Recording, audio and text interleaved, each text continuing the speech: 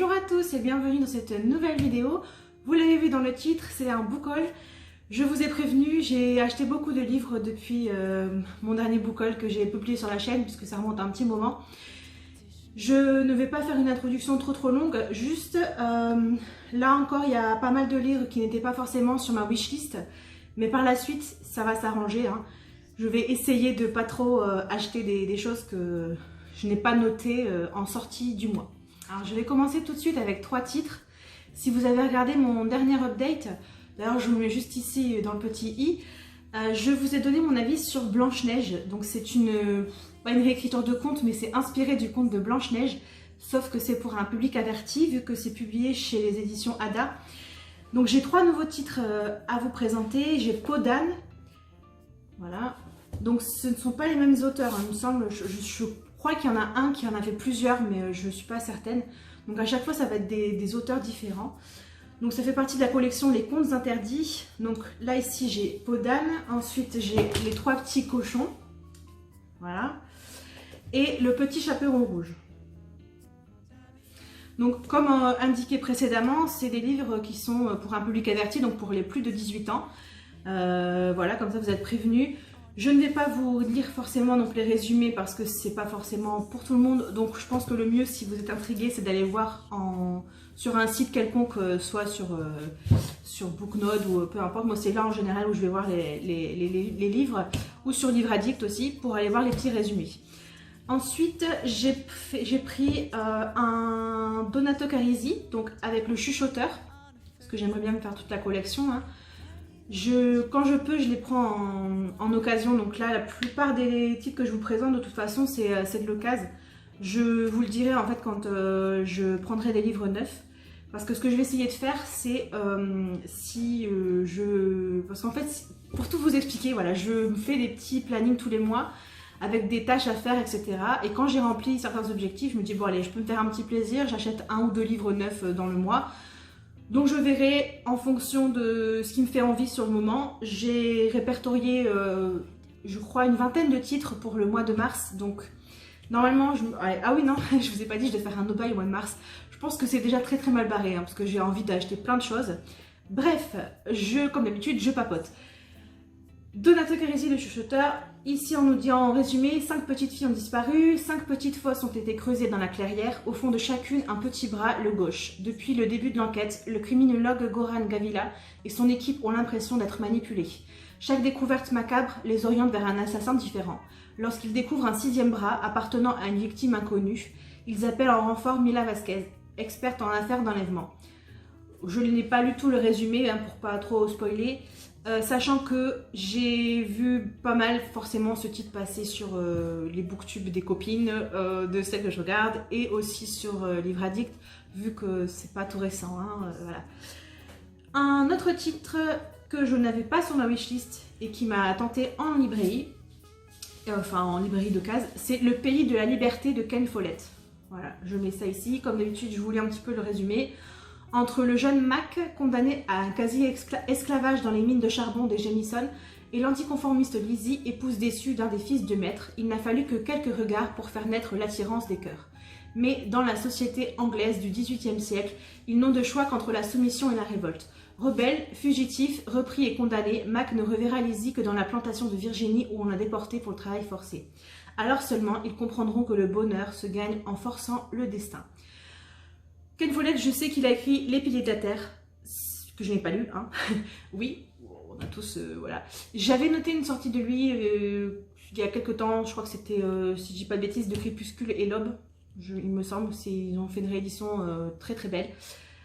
Ici, on nous parle de société anglaise, de plantation, vous vous doutez que ça va m'intéresser. Donc je le mets de côté aussi. Une sortie que j'avais notée, Né d'aucune femme de Frank Buis. Je l'ai trouvé en format classique, pas en poche, donc je ne vais pas payer très cher. Au résumé, on nous dit « Mon père, on va bientôt vous demander de bénir le corps d'une femme à l'asile. » Et alors, qu'y a-t-il d'extraordinaire à cela demandai-je. Sous sa robe, c'est là que je les ai cachés. De quoi parlez-vous? Les cahiers, ceux de Rose. Ainsi sortent de l'ombre les cahiers de Rose, ceux dans lesquels on a raconté son histoire, cherchant à briser le secret dont on voulait couvrir son destin. Frank Buis, lauréat de plus de 10 prix littéraires, nous offre avec Né d'aucune femme la plus vibrante de ses œuvres. Avec ce roman sensible et poignant, il confirme son immense talent à compter les failles et les grandeurs de l'âme humaine. Pas besoin d'en dire plus, ça m'intéressait. Un autre livre qui était sur ma wishlist, Ceux qui te mentent, de Noala Elwood.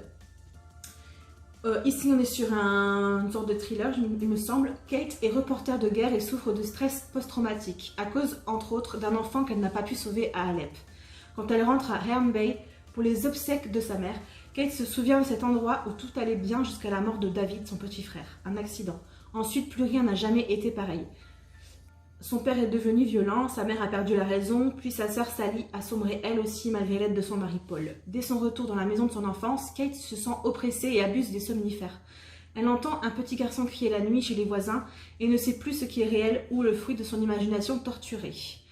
Pareil, je n'ai pas tout lu, mais ça me tentait bien, hein, voilà, je crois que ça va se lire assez facilement également. Un autre titre, je ne pense pas celui-ci. Ah si, voilà, c'était un assez récent. Encore un titre qui était sur ma wishlist que j'ai trouvé cette fois-ci à Leclerc, dans le rayon occasion. Toute la lumière que nous ne pouvons voir, d'Anthony Doerr. Véritable phénomène d'édition aux États-Unis, salué par l'ensemble de la presse comme le meilleur roman de l'année, le livre d'Anthony Doerr possède la puissance et le souffle des chefs-d'œuvre. Magnifiquement écrit, captivant de bout en bout, il nous entraîne du pari de l'occupation à l'effervescence de la libération, dans le sillage de deux héros dont la guerre va bouleverser l'existence. Je ne lis pas tout, mais sujet principal, Seconde Guerre mondiale, hein, si j'ai pas dit de bêtises, voilà, la libération, etc. Donc c'est un beau petit bébé quand même, puisqu'il fait pas loin de 600 pages. Mais ça promet encore de longs moments bien ancrés dans la tragique histoire de la France, hein, entre autres. Ensuite, je me suis laissée tenter par des romans graphiques. Parce que ouais, c'est des sortes de romans graphiques BD, parce que je connais de nom l'autrice, qui est Margot Motin. Et ça m'a séduite parce que c'était pas très cher, et je me suis dit allez, pourquoi pas essayer, parce que ça peut passer parfois, comme si je fais des challenges de lecture où il faut lire pas mal de choses, c'est quelque chose qui peut se lire assez rapidement. J'ai trouvé ces deux tomes, donc La théorie de la contorsion et J'aurais adoré être ethnologue. Elle a un super joli coup de crayon, hein, je pense que vous devez forcément la connaître. Voilà. Alors j'ai feuilleté quand même avant de les prendre parce que pour savoir si ça allait me plaire. Ça va se lire super vite, hein, vu que c'est pratiquement que des dessins, il n'y a pas vraiment beaucoup de dialogues ou de choses qui sont écrites. Par contre, voilà, je pense que ce sont pas forcément, c'est peut-être pas une chose, je vous ai montré une page, c'est pas forcément des choses qui vont se lire peut-être d'un coup, ou j'en sais rien. Je verrai bien en fait, voilà. Je me suis laissée tenter parce que je me suis dit, bon, on va changer un petit peu de registre. J'ai encore 3 titres à vous présenter et ensuite j'arrêterai là parce que, comme je vous l'ai dit, j'ai pas mal de livres et pour éviter que ça fasse des trop longs book hauls et que ce soit un peu rébarbatif, je préfère le scinder en 2 voire 3 parties, même 4 il me semble, enfin je verrai bien ce que ça donne. Ensuite, on va rester encore dans les romans un petit peu historiques, vu que ici on est avec Ils étaient juifs résistants communistes d'Annette Wiewiórka. Alors ici, on est sur quelque chose de plus... je crois que c'est de la non-fiction, hein, il me semble. Il s'appelait Victor Ziegelman et Henri Krasuki. Alors je ne vais pas tout vous lire. En fait, on nous parle de gens qui étaient donc forcément dans la résistance par rapport à la Seconde Guerre mondiale. Hein, voilà, donc de quel poids pesait leur identité juive, qui faisait planer sur eux une menace permanente par rapport à leur engagement communiste, qui subordonnait tout à la défense de l'Union soviétique. Je pense que ça peut être super intéressant. C'est quelque chose qui va mettre assez de temps à lire parce que je vois qu'il y a pas mal de notes de bas de page, en bas de page, pardon. Donc ça, je pense que ça va être quelque chose qui est peut-être pas forcément à lire d'une traite. Sauf si, bien sûr, je me laisse... Bon, ça va, il fait 400 pages, c'est pas encore non plus trop énorme. Ensuite, un titre que je me suis pris parce que j'ai regardé la série quand elle était sur TF1, c'est L'incendie du bazar de la Charité. Donc là, c'est écrit par Bruno Fulini. Donc si vous avez vu la série, vous savez de quoi ça va parler. J'étais très très intéressée par cette époque, parce qu'on est en 1897. Et ça va nous raconter l'histoire d'un accident et d'une sorte de... le bazar de la charité, enfin, c'est un endroit où il y avait plusieurs personnes qui étaient regroupées. Donc il va y avoir un incendie évidemment. Et en gros, ils vont suivre un petit peu tous les personnages qui en ont réchappé, qu'est-ce qui s'est passé exactement. Voilà, je vous invite à aller voir peut-être le résumé si vous voulez pas trop être spoilé ou si vous voulez vraiment vous pencher plus dessus sur les différentes plateformes de lecture. Voilà, parce qu'il n'y a pas plus de choses à dire que ça en fait, hein, parce que moi j'ai encore vraiment beaucoup les images de la série en fait en tête. Et le dernier titre de la vidéo dont je vais vous parler, enfin que je vais vous présenter surtout, c'est celui-là par contre. Je sais pas si vous entendez, mais c'est un énorme bébé, puisqu'il fait presque, il fait plus de 900 pages. C'est un Stephen King. On est sur 22-11-63. Voilà. Je suis très contente parce que je l'ai trouvé d'occasion. Et il est franchement nickel. Je sais pas si vous voyez, le dos il n'est même pas cassé. Les pages sont un petit peu, elles sont pas blanches nickel, mais enfin voilà, franchement, voilà. Et comme le livre il est très souple, je pense que à lire ça va être super parce qu'il tient tout seul en fait. On peut le poser sur une table et le lire comme ça, c'est génial. Je veux peut-être 22-11-63, voilà, pour ceux qui ne savent pas, ça va raconter l'histoire de l'assassinat de JFK. Qui a été assassiné dans sa voiture, hein, il s'est fait tirer dessus. Je pense que vous devez quand même connaître ce fait historique, même si vous ne connaissez pas tous les détails, ce qui est mon cas, hein, je ne connais pas tous les détails de cette histoire. Ça m'a donné encore plus envie de le lire parce que je regarde la série The Crown sur Netflix et il y a un épisode ou deux où on va parler de Kennedy, puisque forcément la reine Elisabeth II étant depuis très longtemps au pouvoir, elle a croisé pas mal de chefs d'État de tous les pays. Et ça m'a donné encore plus envie, voilà, de découvrir un petit peu ce couple parce que sa femme était aussi célèbre que lui, donc Jackie Kennedy, hein, voilà, c'est une référence surtout en matière de mode quand on la cite, quand on parle d'elle de cette époque dans les années 60. Il y a beaucoup de femmes qui ont essayé de copier son style. C'en est tout pour ce petit book haul, enfin c'est un petit, je sais même pas combien il y a de livres, 3, 6, 7, 8, 9, 10, 11, 12, 13 livres, donc 13, ce qui est déjà pas mal.